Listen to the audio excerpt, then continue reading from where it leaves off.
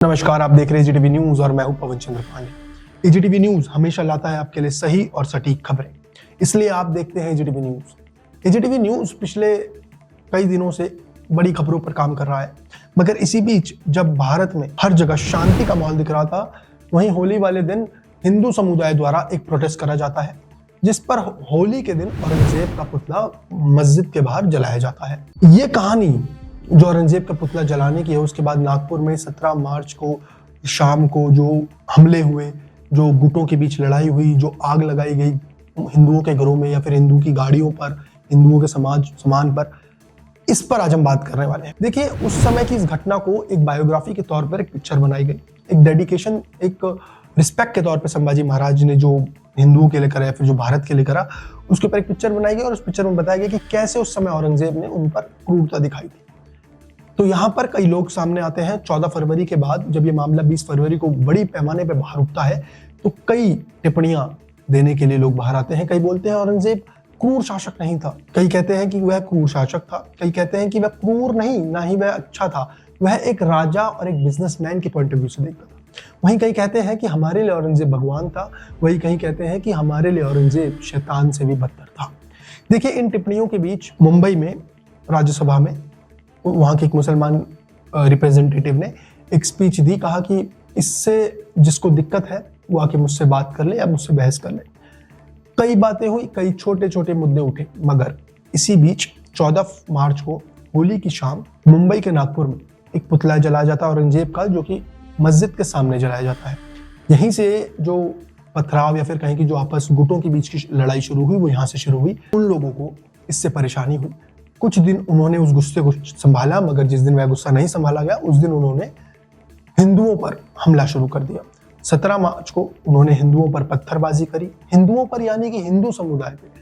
हिंदू समुदाय से मेरे कहने का मतलब है जो मुसलमान नहीं है, इसमें सिख, ईसाई, जैन, बौद्ध, हिंदू सब आ जाते हैं। उनके गाड़ियां, उनके घरों पर पत्थर फेंकना, गाड़ियों पे आग लगाना, ये सब हुआ और बहुत ही बड़ा मामला हो गया।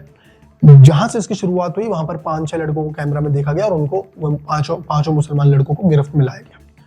अब ये बात कहां से आती है? देखिए, सोशल मीडिया पे जहां हम बात करते हैं विश्व गुरु बनने की, जहां हम बात करते हैं सोने की चिड़िया था अब नहीं रहा की, वहीं पर जब हम बात करते हैं कि इन मुद्दों की वजह से समाज पीछे छूटता जा रहा है, तो हमें चुभती हैं चीजें। देखिए, दिल्ली वालों के लिए एक खबर ये भी है कि ये जो कुछ भी मुंबई में हुआ वो दिल्ली में ना हो, क्योंकि दिल्ली का जो नॉर्थ ईस्ट पार्ट है वो बहुत सेंसिटिव है। जो यमुना नदी के किनारे की जो जगह है वो बहुत सेंसिटिव है। वहाँ पिछले साल भी बहुत बड़े बड़े हादसे हुए, बहुत बड़े बड़े प्रोटेस्ट हुए, बहुत बड़ी पत्थरबाजी हुई, काफी सब कुछ हुआ। मगर समझने वाली बात यह है कि अगर आज भी हम हिंदू मुसलमान के लिए लड़ते रहेंगे तो हमारे बच्चे कल को करेंगे क्या?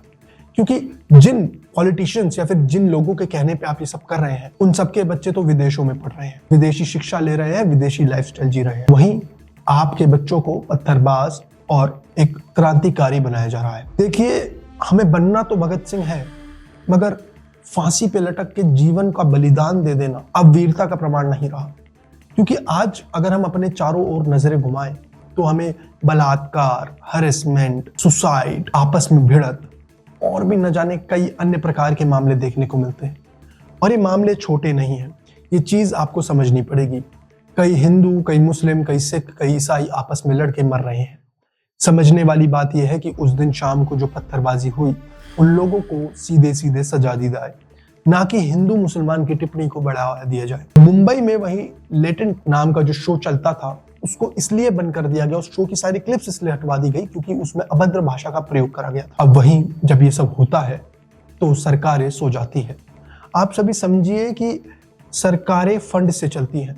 ये एक बहुत बड़ा मुद्दा हो जाएगा, जिसको समझने के लिए ना ही आपके पास वक्त है और ना ही मैं आपको समझाना चाहता हूँ। क्योंकि अगर आप लोग समझने वाले होते तो आज आप एजीटीवी न्यूज को फॉलो कर रहे होते और हमारे साथ एक नई पहल कर रहे होते सभी सरकारों के खिलाफ। क्योंकि ये जो हिंदू मुस्लिम का मामला है, ये दिल्ली में भी चल रहा है। ये इस प्रकार से चल रहा है दिल्ली में क्योंकि दिल्ली में वक्फ बोर्ड को लेकर प्रोटेस्ट चल रहे हैं, और ये प्रोटेस्ट कहीं ना कहीं इतने घातक हो सकते हैं कि दिल्ली में, सेंट्रल दिल्ली में भड़काव हो जाए। देखिए, किसी भी सरकार का कोई भी हमला या फिर कहें कि भिड़ंत करवाने में छोटा हाथ नहीं होता। हर किसी की साजिश होती है। हिंदू अगर लड़ेंगे तो बीजेपी का फायदा, मुस्लिम अगर लड़ेंगे तो कांग्रेस का फायदा। देखिए, ना ही आपको आरक्षण बचा सकता है, ना ही आपको आपके द्वारा दिया गया वोट आपको बचा सकता है, तो आपकी खुद की सोच। तो एजीटीवी न्यूज को देखते रहिए और जागरूक रहिए। मत करिए उन चीजों पे लड़ाई जिनका कोई उद्देश्य नहीं है। हमारे साथ जुड़ने के लिए हमारे इंस्टाग्राम पेज और यूट्यूब चैनल को सब्सक्राइब कर लें, ताकि आप सभी को डेली और फ्रेश अपडेट्स, वो भी 100% रियलिटी के साथ मिलते रहे। धन्यवाद। देखिए, इस समय किसी भी धर्म या फिर जाति के से जुड़े हुए मामलों पर उंगली उठाना या उनको मिटाना आसान नहीं है, क्योंकि 100-200 सालों से भी ज्यादा हो चुका है इन चीजों को भारत में, और लोग अपनी आस्था से मजाक नहीं करते। वहीं जहां हिंदुओं को अपने धर्म को लेकर मजाक पसंद है, मगर मुसलमानों को नहीं। हिंदुओं के लिए बात चुभने वाली है कि आप लोग जब किसी के साथ गलत हो रहा होता है तब आवाज नहीं उठाते, मगर वहीं आप लोग समाज को लड़ाने में बहुत बड़ा सहयोग देते हैं। ये क्यों? देखिए, ये इसलिए कि आज हिंदू ही हिंदू का विरोधी है, मुसलमान नहीं। ये इसलिए क्योंकि आज बड़ी बड़ी बीफ कंपनियां किसी मुसलमान समुदाय द्वारा नहीं चलाई जा रही, ये सच है। बड़ी बड़ी बीफ कंपनियां बड़े बड़े हिंदुओं द्वारा चलाई जा रही है। ये सब आपको जानना है, ये सब अगर आपको पहचानना है, आपको जाननी है सच्चाई असली समाज की, और आपको भी कुछ सवाल है दुनिया को लेकर या फिर भारत को लेकर या फिर सरकारों को लेकर, तो नीचे #AGTV News आस्क क्वेश्चन करके अपना क्वेश्चन डालें और हमसे जुड़े, हमारे साथ जुड़कर काम करें। देखिए, सच्चाई हमेशा हार जाती है झूठ के आगे, मगर सच्चाई कभी मिटती नहीं है झूठ के आगे। हमसे जुड़ने के लिए नीचे आ रहे नंबर्स पे संपर्क करें और free mass communication course apply करें अभी, जहां पर आपको प्रैक्टिकल नॉलेज ज़्यादा और थ्योरिकल नॉलेज 101% मिलेगी।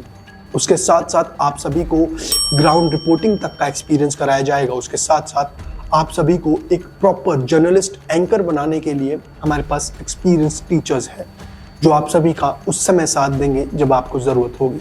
ये कोर्स मामूली तौर पर बाहर आपको पैसों पे मिलता है, मगर हम फ्री में प्रोवाइड करा रहे हैं। आज ही हमसे जुड़ें और अपनी आवाज़ सरकार तक पहुंचाएं। नमस्कार।